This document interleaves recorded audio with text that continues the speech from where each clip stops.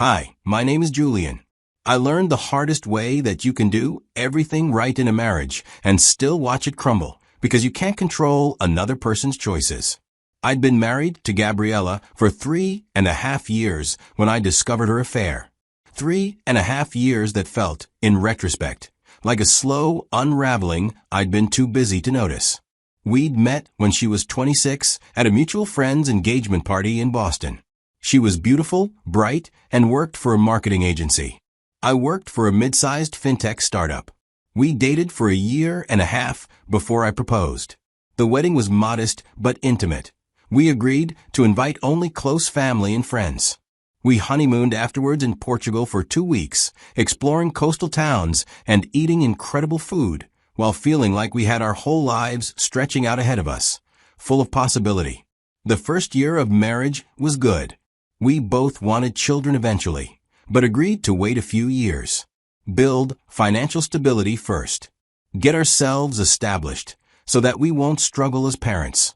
I threw myself into work with that goal in mind. The startup was growing fast, which meant long hours and high pressure. I'd leave for the office by 7 most mornings and wouldn't get home until 8 or 9 at night. Some weekends, I'd work from home. Gabriella had initially admired my work ethic. She'd say she was proud of how dedicated I was, how hard I worked. She understood that the sacrifice now meant security later. But somewhere in year 2, that admiration curdled into resentment. She started making comments about how I was never home, how even when I was physically present, I was mentally somewhere else. She felt like she was living alone despite being married. I'd remind her why I was working so hard as I was building stability for us. That once I got promoted to senior engineer, which was coming, I could feel it. I'd be able to scale back, establish better boundaries, be more present. She'd nod, but the frustration was clear in her eyes. The feeling that my promises about the future didn't address her loneliness in the present. Our physical intimacy declined gradually.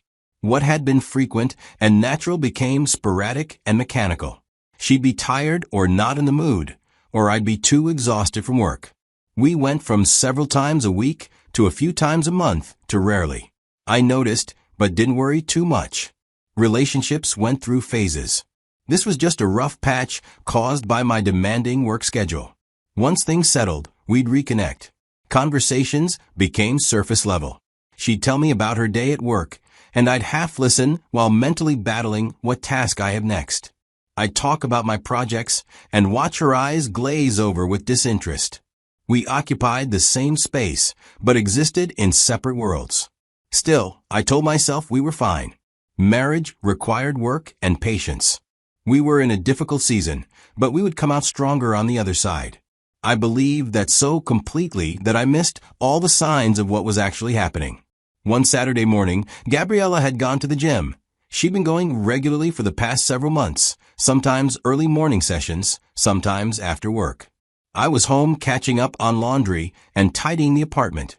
I went to our bedroom closet to put away some of Gabriella's clean clothes. Her side of the closet was more organized than mine, everything arranged carefully. I was placing folded shirts on her shelf when I knocked over a small cosmetics pouch that had been sitting near the back. The pouch fell open and several items spilled out. Lipstick, mascara, and a compact mirror. And a blister pack of morning-after pills. I stood there staring at it because I recognized what it was immediately. After some seconds, I picked it up and looked at the packaging. Checked the manufacturing date. It had been produced recently, within the past few months. A couple of pills were missing from the pack. My mind went blank because Gabriella and I had discussed this years ago when we'd first started dating. She'd had a bad reaction to them once before we met. Severe nausea, cramping, hormonal disruption. We'd agreed together that we wouldn't rely on them as birth control because of the side effects. We used other methods instead. And besides, we hadn't been intimate in over 2 months. There was absolutely no reason for her to have these pills. No legitimate reason for them to be hidden in her cosmetics pouch in the back of our closet. The only explanation that made sense was the one I didn't want to consider. She'd had sex with someone else. needed emergency contraception, and hid the rest of it. I stood in our closet, holding this blister pack. Everything I believed about our marriage, about who Gabriella was, about what we were building together. All of it suddenly uncertain.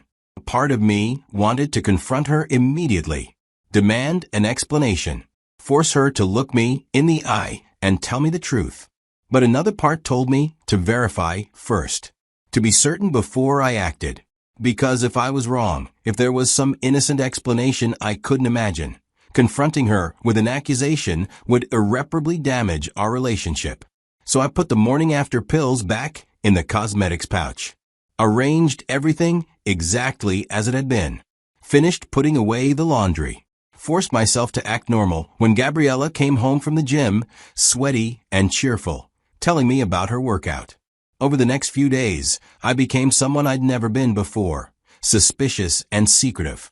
I waited for moments when Gabriella was in the shower or had left her phone charging while she was in another room. Would pick it up, unlock it. I'd known her passcode for years. We'd never hidden our phones from each other, and check her messages. Most of the conversations were mundane. Work discussions, plans with friends, messages with her mother. But there were gaps. Deleted conversations between her and her best friend. Her message history with several contacts had been completely cleared, which was unusual. Gabriella wasn't the type to regularly delete messages. I found one exchange that hadn't been fully scrubbed. Messages with someone saved in her phone as just initials, DM. The conversation had been mostly deleted, but a few recent messages remained. From her, thanks for this morning. Needed that. From DM, always happy to help you work up a sweat. Winky face. From her, stop. You're going to get us caught.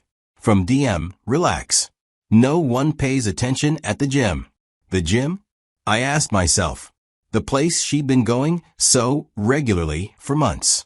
I checked her gym's website. Looked at the staff page. Found a guy with such initials. He's a personal trainer and group fitness instructor. There it was.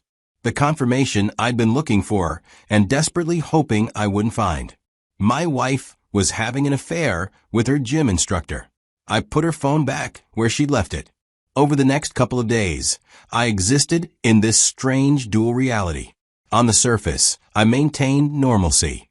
Went to work, came home, had surface-level conversations with Gabriella. She didn't notice anything was different because she wasn't paying enough attention to notice. But internally, I was processing everything, replaying our marriage from the beginning, seeing patterns I'd missed. Her gradual withdrawal, her increasing frustration with my work schedule, and her new interest in fitness and appearance. The late evenings she'd started spending out, the weekend mornings at the gym, the times she'd been distant and distracted. I'd been blind, or willfully ignorant. Too focused on my career and our theoretical future to notice what was happening in our actual present. Part of me wanted to confront her, to demand explanations, to hear her try to justify what she'd done. But I knew how that would go. She will initially lie, claim the evidence meant nothing. Then, when confronted with undeniable proof, she'd admit it but minimize it. She'd cry and say she was lonely, that I'd pushed her away with my absence, that it was a mistake and meant nothing. She'd manipulate the situation until somehow I felt responsible for her betrayal, until I was the one apologizing for working too much, for not being present enough, for failing as a husband. And I'd probably forgive her because I loved her. We'd made vows, and 3.5 years felt like too much to throw away. We'd try to rebuild, go to counseling. I'd work less, be more present. She'd promise it would never happen again. And maybe it wouldn't. Or maybe it would, just more carefully hidden next time. But the trust would be gone. I'd always wonder where she really was, who she was really texting. Every time she went to the gym or had a late evening, I'd be suspicious. We'd limp along in a broken marriage held together by obligation and fear of starting over. That future felt worse than the alternative. So I made a different choice. I decided to leave with finality, to walk away completely rather than stay and slowly poison myself with resentment and suspicion. I consulted with a female divorce attorney I connected with online, booked an appointment, and explained the situation to her. The attorney laid out the process. Massachusetts allowed for no-fault divorce, which meant I didn't need to prove adultery in court, even though I could swear she was having one. We'd file papers, establish a separation period, negotiate asset division, and finalize everything within several months if Gabriella cooperated. I asked the attorney to prepare the paperwork. I wanted everything ready before I made my move. During the next 3 weeks, I quietly organized my life for departure. I tendered my resignation at the company I work for without my wife knowing, opened a new bank account at a different institution, and slowly transferred money from our joint account to my new individual one. Not everything that would be noticed, just enough to establish financial independence. Started moving some of my belongings out gradually. A few boxes of books and clothes to a storage unit I'd rented. Nothing Gabriella would notice missing, but enough that I wouldn't have to come back for multiple trips. I applied for remote contract positions with companies in other cities. I'd built a strong reputation as a software engineer. Finding contract work wasn't as difficult as it would have been if I were a rookie. Even if I don't get any offers, my savings would keep me comfortable for months. I researched apartments in places far enough from Boston to feel like a complete reset, but still a city with good tech opportunities if I wanted to settle there permanently. Found a small one-bedroom in a decent neighborhood. Began the process of signing the lease. I constructed this exit strategy without Gabriella's knowledge. I didn't want her to track me easily if she decides to. I refused to stay with any mutual friends while I get a job and an apartment. I didn't want to be found until I was ready. Maybe never. The morning I left, Gabriella went to work early at her agency and wouldn't be home until evening. After she left, I moved quickly. I packed my remaining belongings into my car, left most of the furniture, the kitchen stuff, all the shared possessions we'd accumulated. I didn't want anything that would remind me of the marriage. The divorce papers were the only thing that had kept me in this house longer than I should have. I left them on Gabriella's dresser in our bedroom, placed my wedding ring on top of the papers. I didn't leave a note. The papers said everything that needed to be said. I did one final walk through the apartment we'd shared and felt nothing but numbness. I locked the door behind me, dropped my key in the mailbox, got in my car and drove west. I'd mapped out a route that seemed comforting, stayed in budget motels, paid cash when I could, disconnected my old phone, and activated a new one with a new number, deleted all my social media accounts while sitting in a motel room in Ohio. By the time I arrived in Portland, I'd effectively erased myself from my old life. The apartment I'd rented was small and mostly empty. I'd shipped some boxes ahead, but didn't have much furniture. I bought a mattress and some basics, set up my laptop in the bedroom, and started the remote contract work I was able to get. I fell into a routine that was simultaneously new and familiar. Work during the day, explore the city in the evenings, and on weekends. I built a life that was entirely my own, with no connections to my past. I had no idea how Gabriella had reacted to finding the divorce papers, whether she'd been shocked or relieved. Whether she tried to call my disconnected number or shown up at my work only to be told I'd resigned. Whether she cried or been angry or simply moved on with her new man. I'd left no way for her to reach me, no trail to follow. My attorney was handling all communication through official legal channels. Gabriella's attorney could contact my attorney, but Gabriella herself had no way to contact me directly. Strangely, not knowing was better. If I'd stayed and confronted her, I'd have had to hear her explanations and excuses and attempts at justification. Would have had to watch her cry and claim she still loved me while asking how she could do this if she loved me. This way, there was just a clean separation. The marriage had ended. We were getting divorced. Everything else was irrelevant. The first few months were the hardest. Not because I missed Gabriella specifically, but because I missed the idea of what I thought we had. The future I'd been working toward had evaporated. I went through phases. Anger at her betrayal. Anger at myself for missing the signs. Sadness for the time I'd wasted. Relief at having escaped. Numbness when the emotions became too much. Slowly, I started feeling more human again. The routine helped.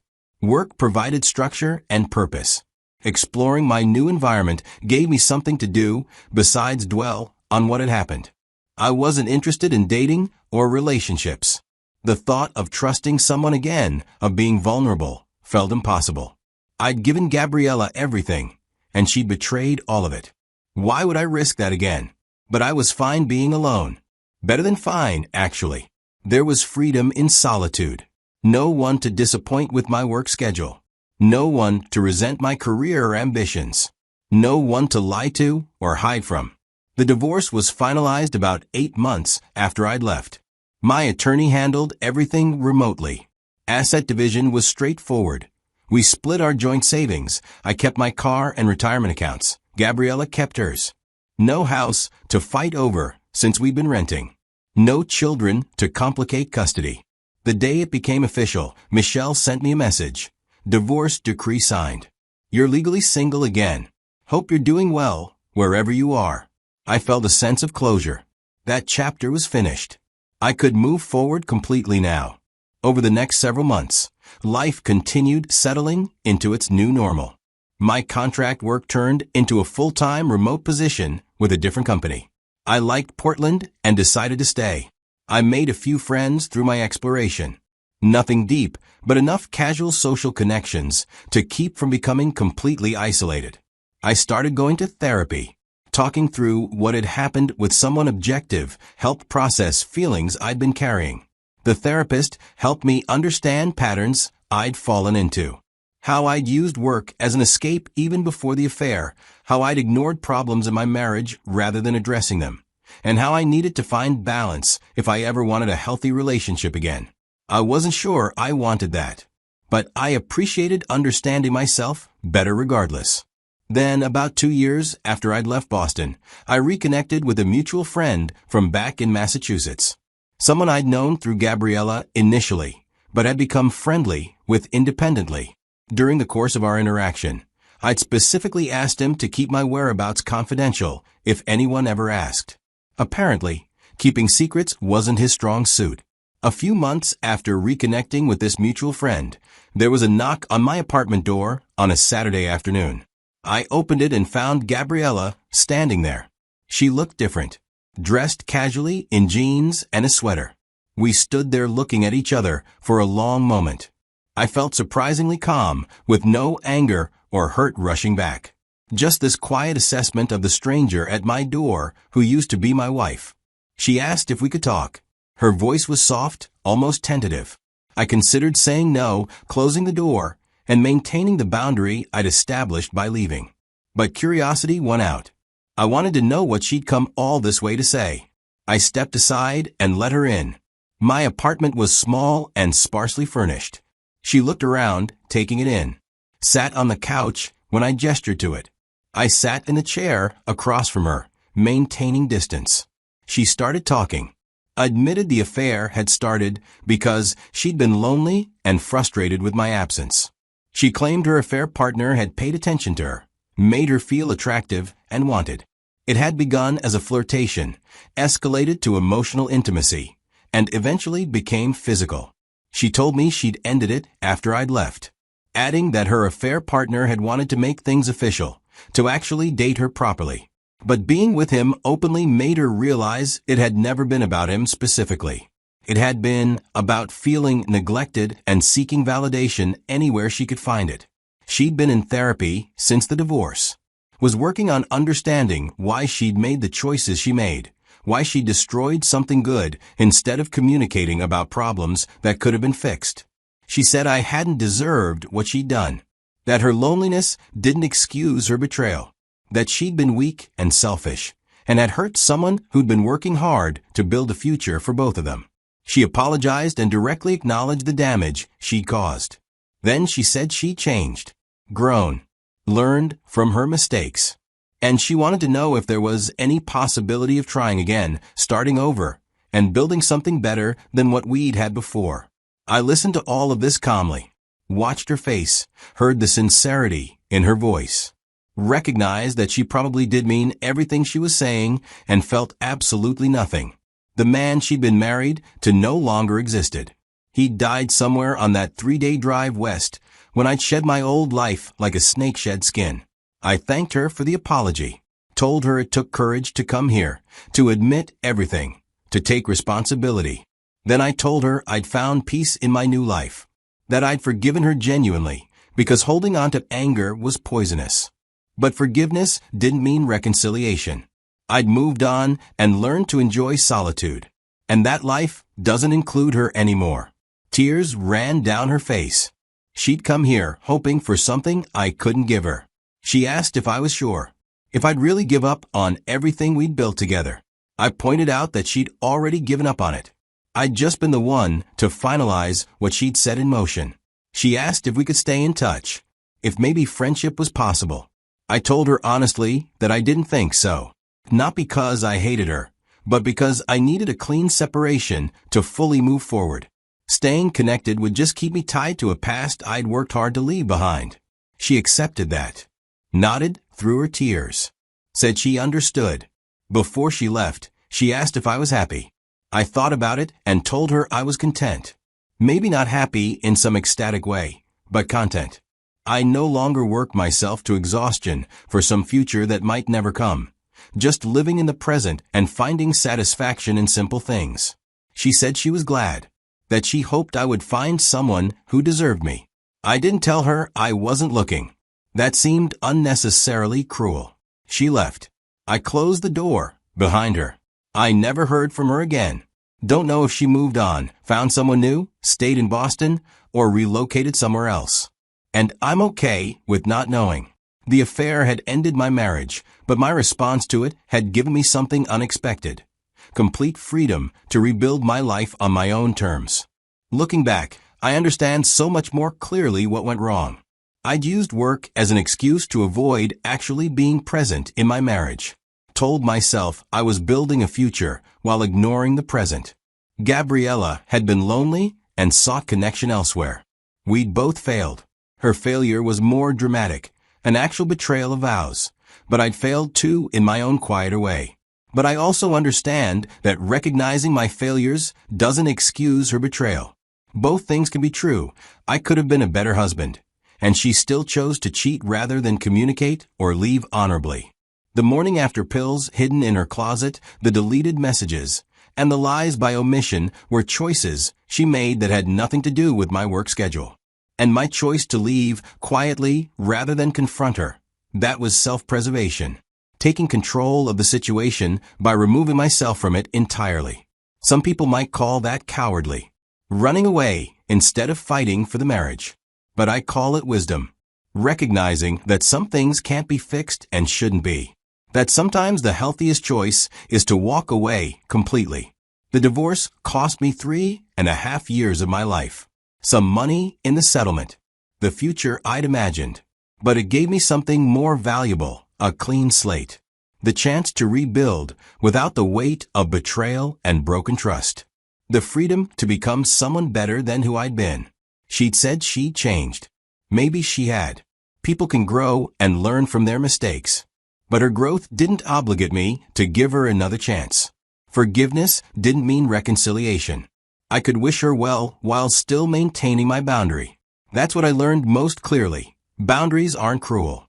They're necessary as the foundation of self-respect. I'd forgiven Gabriella for the affair, had processed the anger, hurt, and betrayal until they no longer controlled me. But forgiveness didn't erase memory, didn't rebuild trust that had been shattered, didn't create an obligation to let her back into my life. I'd moved on because sometimes the kindest thing you can do for yourself and for the other person is to let go. That's not running away. That's choosing peace. And I've never regretted it.